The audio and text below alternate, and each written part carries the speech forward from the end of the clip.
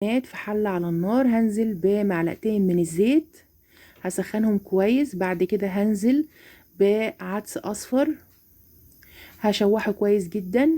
الخطوة دي بتفرق في الطعم. طبعا العدس مغسول كويس جدا ومتصفي. بعد كده هنزل بفص من الثوم، هشوحه.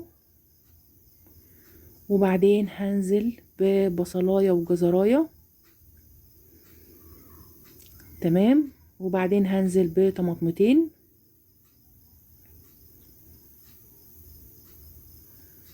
وهقلب كله كده.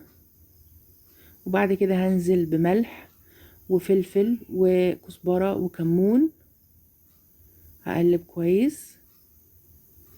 وبعد كده هنزل بالمية. تمام.